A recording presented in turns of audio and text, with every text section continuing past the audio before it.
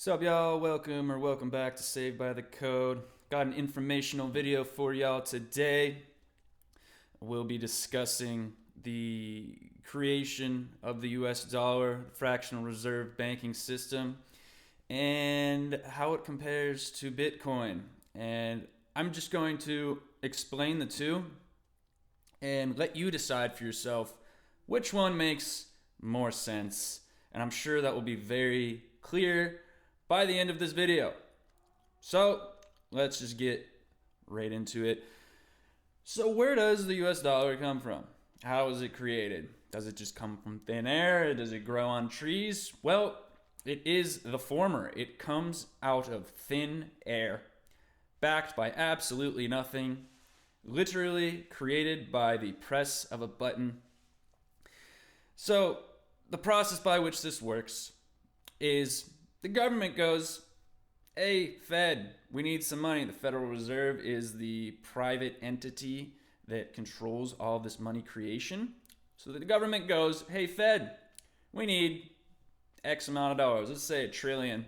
Just throw $1 trillion out there. And the Federal Reserve goes, okay. Push, push, push. They push some buttons. Poof! $1 trillion has been created. The Fed gives that $1 trillion to the government. The government gives the Fed bonds, or essentially IOUs. IOU $1 trillion now. However, the Fed tacks on some interest on there. So the government owes the Fed $1 trillion plus, a couple billion in interest, So money created out of thin air and just some interest, I guess, out of thin air as well. You can already see some issues here because there will never be enough money to pay back the debt plus the interest. And so, yeah, it just, right there is just a ridiculous fact of our system that we are forced to use. You may also have noticed that money is just debt. It's all debt. All money is debt. The money in your wallet, the money in your bank account, it's all debt that the government owes to the Federal Reserve plus interest. Okay, so that was one way that money is created. Another way by which money is created in this wonderful financial system of ours is by fractional reserve banking. Oh boy, this is a good one.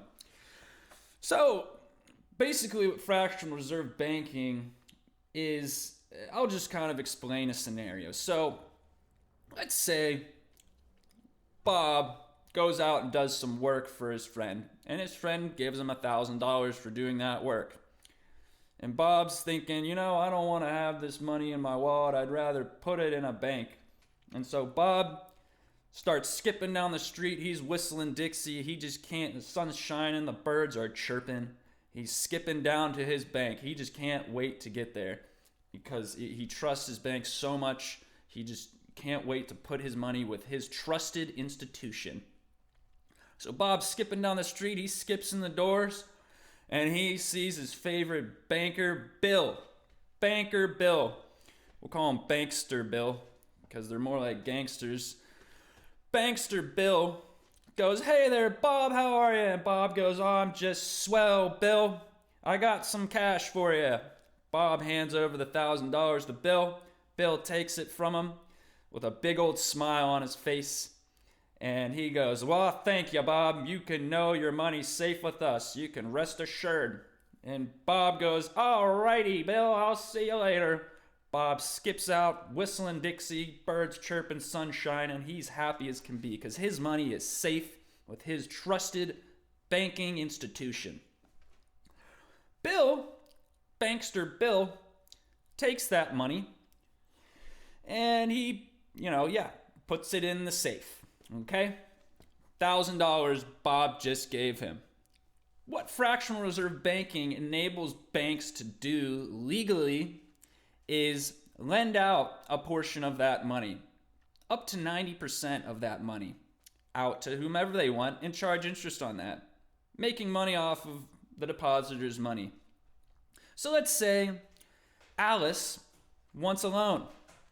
And, well, first off, let's just say the $1,000 that Bob deposited is now a liability on the bank's balance sheet. The bank owes Bob $1,000, okay? So let's say Alice needs a bank loan. She goes, I'm going to go down to my trusted banking institution. And she's skipping down the street whistling Dixie, birds are chirping. She can't wait to get to her trusted bank that she loves so much. She skips in the doors. There's Bill waiting for her with a big smile on his face. He's like, hey, Alice, how you doing? She's like, I'm doing great, Bill. I need a loan for $900. So Bill, oh, how convenient. He just got $1,000 from Bob. So what Bill can do is lend out 90% of that, because that's what the law says. You only have to keep 10% of the money that you say you have in a fractional reserve banking system. So he can lend out $900 to Alice and charge her interest on that loan. So now the bank has $100 in assets and $1,000 in liabilities to Bob. So the bank only has actually 10% of what Bob deposited, but when he looks at his checking account, it says 1,000. So, yeah. So Alice has her 900. She's whistling Dixie, skipping down the street, happy as can be. She just got a loan from her trusted financial institution. And she goes, I don't really want to keep this money in my wallet or my purse or under my bed, so I'm going to go to my other trusted banking institution. And she deposits that $900 into that bank. Or she could have even gone and spent that $900 somewhere and that person deposit. Either way, the money gets back into the banking system. And that $900 is now able to be fractionally reserved, fractionally lended. So Alice, let's say she's whistling Dixie, birds, the whole spiel. Skips into her trusted financial institution and sees her banker, Jimmy, is at this bank. And he goes, hey, Alice, how are you? And she's like, I'm just doing swell, Jimmy. I got $900 for you here. I'm going to put it with you, my trusted banking institution. And Jimmy's got a big old smile on his face because he knows he's going to make some sweet, sweet interest off of this money. And so he takes that 900. He goes, all right, Alice, you have a swell day. And he goes, thanks. She goes, thanks, Jimmy. Skips out the door, happy as can be. Birds are chirping. Jimmy takes 90% of that, $810, and lends that out to the next person that comes in and needs a loan. And only keeps $90 of the money that Alice just deposited. But on her checking account, it says $900, but they really only have $90. Oh, so essentially, $810 was created from $900, and in the beginning, $900 was created from $1,000. So you see here, we're up to like almost $3,000 here from $1,000 created out of absolutely nothing, and making money off of that nothing with interest. So you see, this just doesn't seem to be a system that's going to have much longevity. Because what if, people start, I want my money, what if everyone went to the bank at once and wanted to take their money out? That doesn't go over very well for the bank because they only have 10% of what everybody's deposited. And these things happen. They've happened in recent times, actually, with Silicon Valley Bank.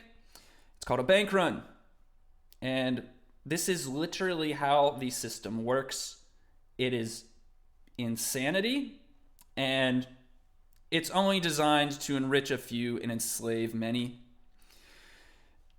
It's absurd, but hey, like I said, I'm just going to explain how this system works and how, Bitcoin money creation works, and let you decide for yourself which one you think might work better.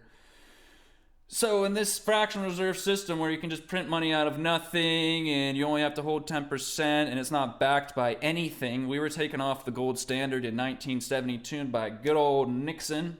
Took us off that gold standard so you could just print as much money as you please. And so you can trust us, your government and your banks. We got your back. And also what happens whenever you deposit your money into a bank, I may as well mention this, is that it's not yours anymore and they can do with it what they please. Like I said, lend it out and charge interest, or take, invest in risky things, and doesn't matter because they can just get bailed out and no one gets charged, just like what happened, in the year 2008.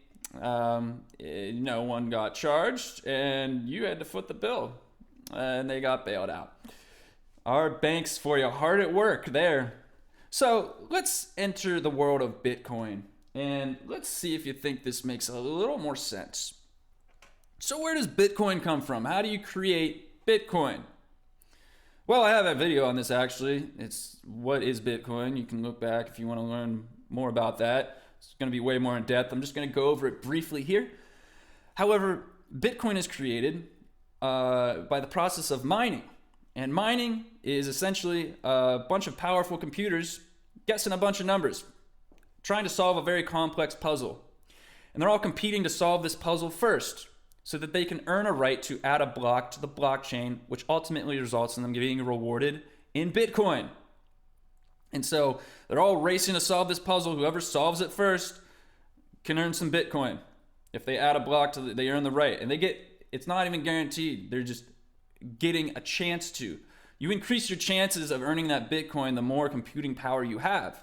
So you have this decentralized network, bunch of computers geographically separated around the world trying to solve this puzzle first to earn the right to add a block to the chain, ultimately being rewarded in Bitcoin. And they only get a chance. So it's, like I said, it's not guaranteed. The more computer power you have, the higher chance you have of earning that Bitcoin. So it's this competition between all of these miners geographically separated around the world to earn this Bitcoin, which is how Bitcoin is created. And you neutralize the money creation process in this way. There is no few people in a building, few old people, by the way. I think the average age is like 115 or something. In a building that, hey, let's create a couple billion, no one will notice. And you better believe there's some dirty, rotten stuff going on up there. There's actually a term for it. It's called the Cantillon effect. Those closest to the money printer benefit the most. Those furthest away from it, you and me, regular people, get hurt the most. And it's called the Cantillon effect. It's a known thing. And there's no regulatory body overseeing any of this. Even if there was, you really think it would be legitimate? It's just crazy. People can just print money, pocket it. Hey, you need $1 billion here? Why not? I got the money printer right here. Let's just type it up. That can't happen in Bitcoin. It removes that entire human aspect from it because humans are bad. They do bad things. It's just how it works. And, if you had an unlimited ability to print money out of nothing, why not? Give $1 billion here, give $1 billion there. Hey, Joe, I need a bill. Oh, cool. Yeah, here, I got you $1 billion. You print $1 trillion and maybe you pocket a couple million. Who's going to notice? No one will notice. So these things are happening, and this is the system that we live in today. We're all forced to use the fraudulent, illegal system that we live in today. By the way, banks by design, this fractional reserve banking system, is an illegal Ponzi scheme. Ponzi schemes are where you pay off old investors with new investor money. So, like I said, Bob comes and deposits his $1,000. They lend it out to Alice, and then other people come and deposit, and Bob needs to get his money out, so they use the new monies that they get to give it to Bob if he comes and wants to withdraw some of his money. That is literally a Ponzi scheme by definition, illegally operating like so many organizations. FDA, IRS, SEC, the list goes on. But so, like I said, let's get back to the whole Bitcoin thing. So this Bitcoin is created by this process of mining, this competition amongst miners, all competing to solve this puzzle, distributed geographically around the world, neutralizes the whole money creation process.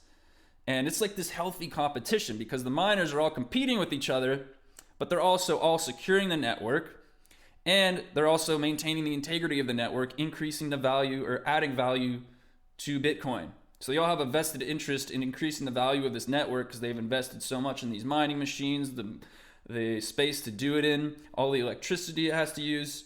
So they all have a vested interest in this thing. So they're all mutually benefiting each other while competing with each other and creating this newfangled Bitcoin thing.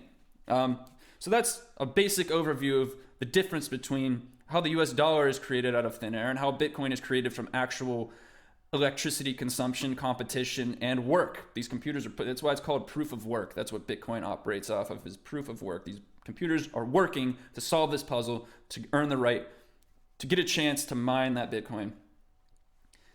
I don't know about you, but I mean, like I said, you decide for yourself which money creation system sounds a little more logical. And so let's just kind of explore what a banking system on this Bitcoin standard would look like. You know, Bitcoin by design enables you to be your own bank, and I would never recommend anybody to deposit their Bitcoin into a bank, but you better believe it will happen if we do live in a world where Bitcoin is everywhere, everyone's using it, there's banks, because there's going to be people that don't want to hold on to their Bitcoin. They don't want to be responsible for it. For whatever reason, they can't keep track of a password. That's literally how simple it is to hold your own Bitcoin. You write down some stuff on a piece of paper, you don't lose it. It's really that easy. But there's always going to be people that want some third party to take on that responsibility for them. So we will have banks that will hold Bitcoin for people. But let's say we do live in this world, because you can't just create fake Bitcoin from nothing. Let's say we live in this world where Bitcoin's everywhere, and for you to start a bank as Bitcoin is your reserve currency, kind of like when we operated on the gold standard. You know, you had gold and you couldn't create more money than you had gold. And it would be the same idea. So let's say a bank, in order to start a bank, you needed a minimum of 100 Bitcoin, okay? And this was your backing of your money. You just had this Bitcoin, and I'm sure it would happen. They would issue some other currency backed by the actual Bitcoin, or maybe you could just directly lend out the Bitcoin. Who knows what a world like this would look like? But let's say a bank starts and they have 100 Bitcoin minimum, and you know, Jimmy needs, or Johnny, I've already used Jimmy, I think, but Johnny needs a loan from this bank. Goes down to the bank's got 100 Bitcoin, he needs a 1 Bitcoin loan. Bank goes, all right, here's your 1 Bitcoin. They charge interest on it, that's how they make money. And, you know, Johnny goes out there in the world and does whatever he does with his 1 Bitcoin, but he's in debt to that bank. And then, let's say, Billy Bob comes along and wants someone to hold his Bitcoin for him. He doesn't want to hold on to it himself, so he deposits his Bitcoin with this bank, and they charge a fee for them managing that Billy Bob's Bitcoin. So that's the business model that they operate on. They can't lend out more than they have, but they make money on the interest charged on the loans and also custodying Bitcoin for people. So they can't create money out of thin air. They can't devalue your currency because they're just creating more and more money. When supply goes up, it dilutes money and it devalues it, which is what we're seeing today. This is why groceries are so expensive, because of this insane system that we operate on. And so like it just seems like, I don't know about you, but a system where a bank can't create more money than it has seems a little more, I don't know. I like it would work better. But the reason why we live in this system we have today is so that it enriches a few while enslaving many. It's by design.